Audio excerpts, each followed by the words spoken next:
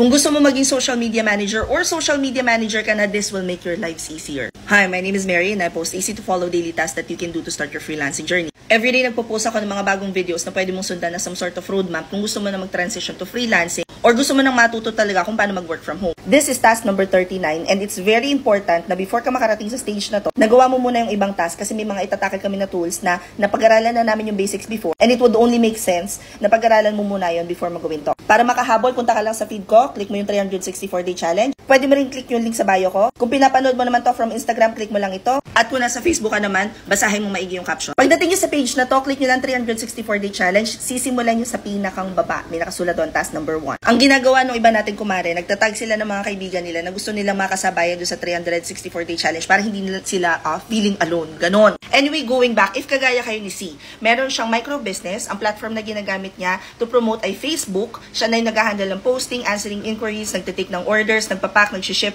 By Shopee at Lazada din daw sila. In this case, pwede kayo mag-service as social media managers for e-commerce businesses or any business na products ang ino-offer. And sometimes, it's kind of hard to create contents na mag-eengganyo dun sa inyong mga prospects na bumili. Ganon ka-importante yung kailangan yung post ninyo makes sense sa inyong customers at sa inyong mga prospects at sa inyong followers sa inyong mga social media page. Isa to sa mga specialization ko because I also have my own e-commerce business and ako yung nanggagawa ng contents nun. Tapos may nakita ako. Hindi ko i-gatekeep talaga itong information na to sa inyo. So anyway, if ready na kayo, this is task number 39. Creating 1 week worth of content using 2 tools which is Canva and ChatGPT. First things first, go to chat.openai.com. If first time nyo pumunta sa page na to, paggagawa muna kayo ng account, pwede i-connect nyo na lang as Google, tapos sundan nyo lang siya. A couple of notes, while AI cannot replace yung brainy at yung personal adaptation ng human beings when it comes to connecting with customers, it can help you create ideas sa kung ano nga ba yung ipopost mo. So kapag nakapag-create ka na ng account dito, i-type mo lang, create a 7-day content plan for Facebook post for an e-commerce brand selling jewelries as a gift for graduation. Now, yung for graduation, ako yung nakaisip nun kasi alam ko dito sa Pilipinas, which is our target market, malapit na ang graduation. Yun yung maraming naghahanap ng pangregalo. Pag-click mo ng send, it will start creating contents for you. And there you go. Please take note, sinasama na rin niya yung mga hashtag recommendations dito kapag ka nagawa siya ng suggestions. Lagi, whenever I use ChatGPT, is masyadong salesy yung post niya. Kumbaga, pag ginagamit natin before is yung copy.ai, masyadong focused sa benta. So, if you want to create something na talagang nagre-resonate sa mga audience mo, yung target audience mo syempre limited ang budget, pwede mong i-chat to. Recreate above with more value to customers with limited budget. So, i-revise niya ngayon yung mga posts na ginawa niya nung una at pagkatapos, ayan na.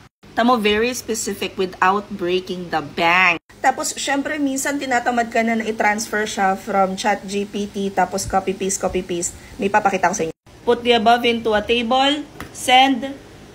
Check this out. Oh, Pak, who are you there?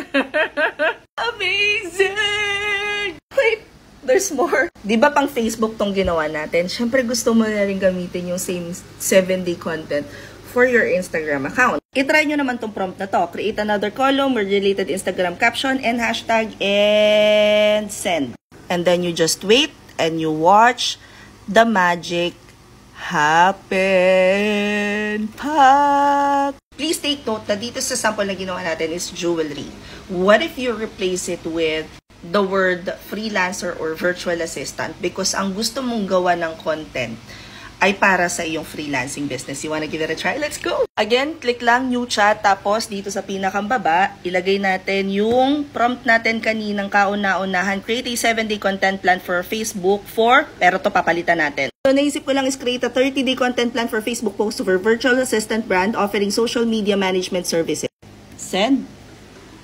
Wait and watch. The magic happens. Yes, hanggang day 25 lang siya, pero that's okay. Create the above with more value to clients and customers and less salesy. Click here. Again, just wait and watch the magic happens. Sobrahan na siya. Tumigil na talaga siya sa day 17 and that's okay. Next prompt, put the above into a table. Hit there And then, watch the magic happens. Pero sabi niyo, 30 day pa din. Pero in fairness, hindi na siya 30 days. Ano na lang siya? 17 na lang talaga yung lumabas. Pero grabe oh, introduction, benefits, testimonials, industry news. Kinukumpleto niya talaga lahat ng pillars. So, nag-extend siya up to the 19. So, that's okay. Next prompt, create another column related to Instagram caption and hashtags. Tapos, click nyo lang ulit ito. Grabing katalino nito. Uy, tamo, andito na yung caption at hashtag na gagamitin mo, kung ano yung type of content na gagawin mo, at kung anong post type siya. Nakakaloka. Habang iniintay nyo to, punta muna tayo dito sa part na to.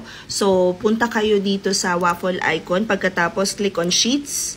Pagkatapos, what you wanna do is you wanna open blank na page. So, ganito siya. Kasi itatransfer natin tong table na to dito. So, from here, at siya nga pala hanggang 8 lang ata, 9 lang yung nagawa niya. And that's okay. Copy nyo lang siya. Lipat kayo dito. Paste. Ayan na. Day 1 hanggang 9 lang yung nagawa niya. So, pwede nyo lang balikan yung conversation. Pagkatapos, mag-prompt lang kayo ng from kung anong number, tapos hit send, tapos copy and paste. So, ang asa isip ko is instead of pushing it sa 30 days na Facebook at saka Instagram content, since nagli-limit nga siya ng pagpo-provide kapag ka masyadong marami, what you can do is, siguro pwede mo siyang i-limit sa 7, tapos ahead ka lagi ng 7 days na post. Kasi it will literally create the content pillars for you. Like, introduce the virtual assistant. Ito yung type of content na gagawin mo. Explain how effective. Tapos, ito na yung caption na gagamitin mo. Nandyan na din yung hashtag. Diba, assets na lang yung iisipin mo. So, pag pumunta ka ngayon sa Instagram, sa Canva, yung utak ko, layo na nararating. Pero walang partong magaganap dito. Punta tayo sa Canva. Go to canva.com. Kung wala pa kayong account, gumawa lang kayo. Okay rin lang naman na naka-free. For example lang sabi dito, introduce virtual assistant brand and its social media management services. Explain how effective social media management is. Tapos, pupunta ka dito, create, search for Instagram. Portrait ang ginagamit ko. Feeling ko mas effective talaga kay Instagram at kay Facebook yung size na 1080 by 1350. Pagkatapos, click on create a blank post. Dito sa side, search for, dito sa template, search for virtual assistant.